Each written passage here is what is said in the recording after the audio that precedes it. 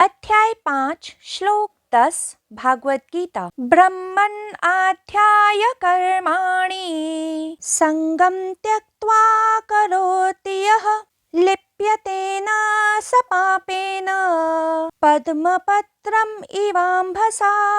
अनुवाद। जो मनुष्य सब कर्मों को परमात्मा को अर्पण करके तथा आसक्ति को त्याग कर कर्म करते हैं, वह मनुष्य जल में कमल के पत्ते की भांति पाप में लिप्त नहीं होते हैं। व्याख्या।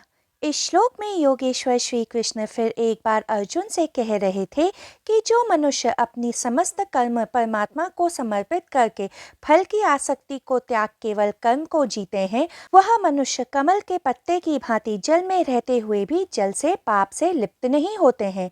योगेश्वर श्री कृष्ण ने बड़ी सरलता से अर्जुन से कह दिया कि सब परमात्मा को समर्पित कर दो, किंतु क्या समर्पण करना इतना सरल है?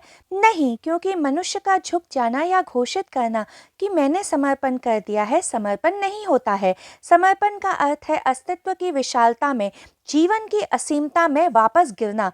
अनुभवात्मक रूप से यही पूर्ण मुक्ति है। यह अनुपस्थिति की तरह है। मनुष्य अनुपस्थिति उत्पन्न नहीं कर सकता है।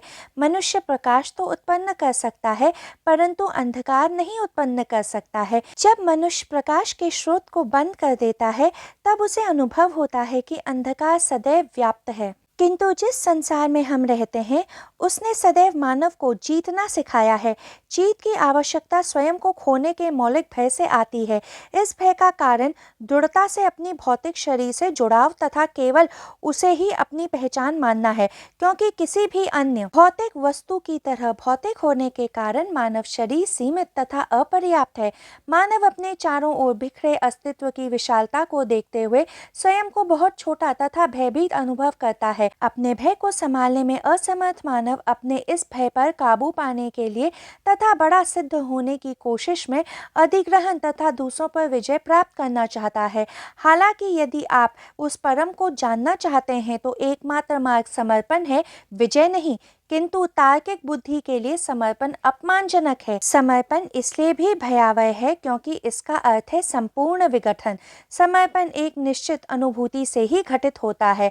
आत्मविश्वास, आत्मसम्मान तथा आत्ममूल्य के लिए प्रयास से परे जाना तभी संभव है जब कोई मानव आत्मरक्षण की अपनी लालसा से परे चला जाए। जब मानव को पता चलता है कि वर्तमान स्वरूप में वह परमात्मा तक नहीं पहुंच सकता है, तो वह परम तक पहुंचने के लिए एक अधिक बौद्धिक मार्ग ढूंढने लगता है। जैसे किसी ऐसी वस्तु में अपना अस्तित्व खोजना जो आपको दृढ़ता से जोड़े नहीं बल्कि तोड़े, या जीवन से जुड़ी कोई निश्चित अनुभूति के कारण समर्पण के अलावा और कोई विकल्प ही ना रहे, या फिर वे इतने बावरे हो जाएं जैसे मीराबाई या रामकृष्ण परमहंस आदि, जो परमात्मा से निरंकुश, अनियंत्रित, विक्षिप्त, असामाजिक, अप्रतिबंधित रूप से प्रेम कर सकें। तो ध्यान रहे, समर्पण बड़े ही सामर्थ्य की बात है। जो तेरा तुझको अर्पण, क्या लागत है मोर, मेरा मुझ में कुछ नहीं, जो कुछ है सो तोर। यह कह परमात्मा को सब कुछ समर्पित कर दे तो उन्हें पाप कैसे छू सकता है? जिस मनुष्य को कर्म करते हुए भी कर्म बंधन ना छू पाए, उसे पाप क्या पुण्य भी नहीं छू सकता है। यही कारण है कि योगेश्वर श्री कृष्ण ने इस श्लोक में कमल के पत्ते का उदाहरण दिया है।